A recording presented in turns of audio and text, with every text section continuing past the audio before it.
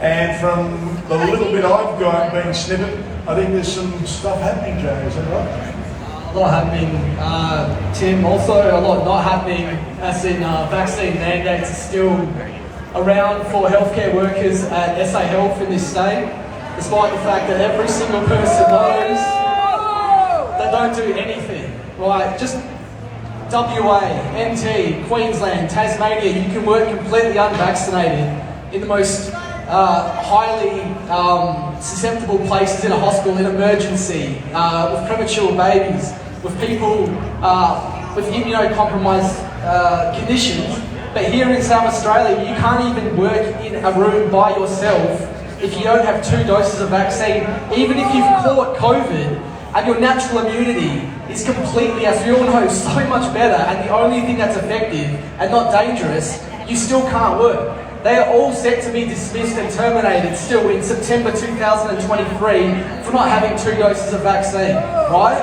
You talk about this voice of Parliament for the Indigenous Australians that will achieve nothing. Where's the voice for the people who can't work right now? Right? They want to complain about understaffing. They want to complain about retention rates. They want to complain about ramping. Where's the easiest solution? Let them go back to work. Right? That's your solution. How are we supposed to trust you with anything, with this voice, with anything, if you can't even do common sense things like that? Where's Milanowskis talking about this, right?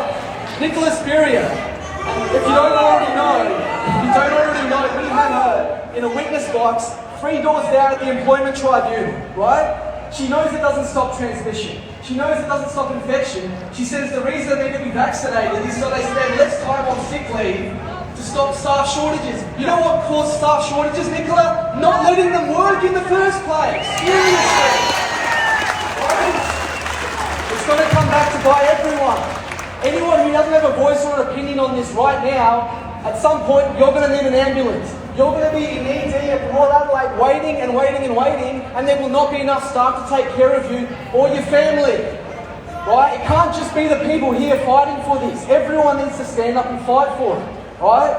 You've got these people who think that fighting for climate change and the voice and transgender and vaccine mandates, you're living the worst lives out of everyone, right? The cost of living is destroying you. Why do you trust the government? They're not doing anything for you, right? It's that simple. I don't know how they've brainwashed this many people. I mean, the crime rate has gone up. Anyone going through the CBD these days, people just steal from your store and everything like that. The police can't help you. They're suffering from as much understaffing as everyone. You don't see Grant Stevens coming out and talking about how he made a mistake to listen to Nicola and mandate everyone in the first place. All he achieved was cause even more distrust of our government from our people and cause more situations like this. So ultimately, it's going to take a lot of effort and a lot of digging deep for us to fight back. They have the power, we have the numbers, right? I see about 1,000 people here today. We need to double that and then double it again. We can't let the people around us who are oblivious to all of this learn the hard way when it's too late, right? We need to get them on board today, right? I'll give you a bit of a quick recap of what happened at the Employment Tribunal when we were trying to save hundreds of jobs this year for not being 2-dose vaccinated. SA Health brought in an expert called Paul Griffin.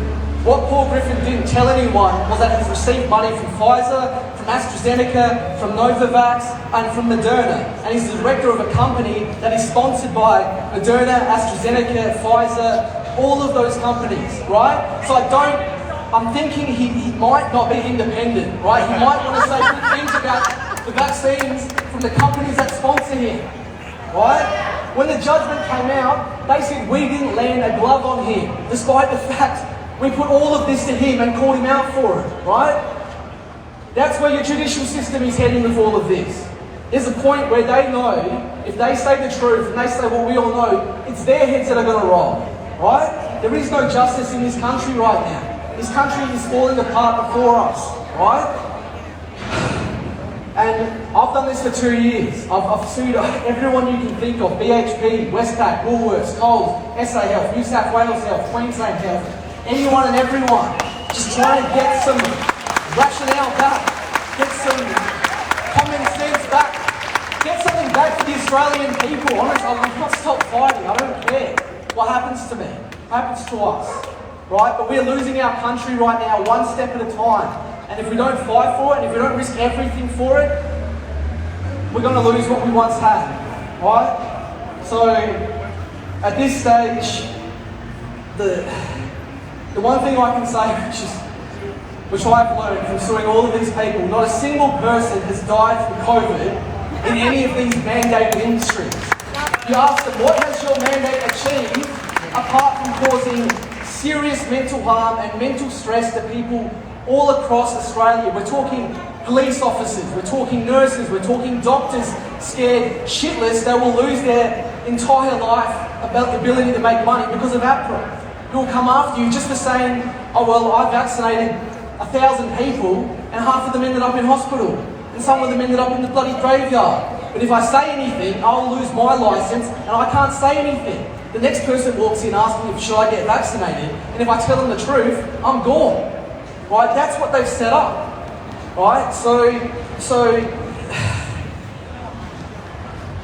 you know, I'm not saying that I'm lost for ideas at this point, but really, we really just need to keep on fighting this all the way that we can, in any way that we can. Never give up hope, never give up your courage, never stop trying. I don't care if this takes another year, another 10 years, another 20 years, right? If you don't, the second we stop trying to do these things, they're just going to roll over us. They're going to take everything. So I really don't have much more to say than that, apart from actually one last thing. I want to talk about unions before we go anywhere, right? A lot of you have been members of unions, nursing unions, police unions, unions for mining, CMFU. Where were your unions? Where were your unions when they forced you to have these experimental vaccines that they knew didn't work, that they knew were killing people, right? Where were they? Where were our unions, right? You can't trust the unions because they are just part of the Labor Party. We all know that, and now it's clear and obvious, right? We're going to have to dig deep. We're going to have to find a union that we can trust. The only union I know is Red Union at this place, right? Yes. They know what's going out. They will not sell you out to the highest bidder, right?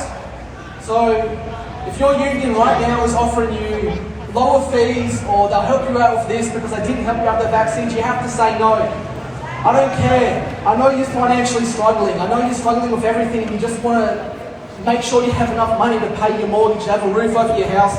But you need to dig deep right now and stick together and fight through this, alright? The only way we're going to get through is with numbers.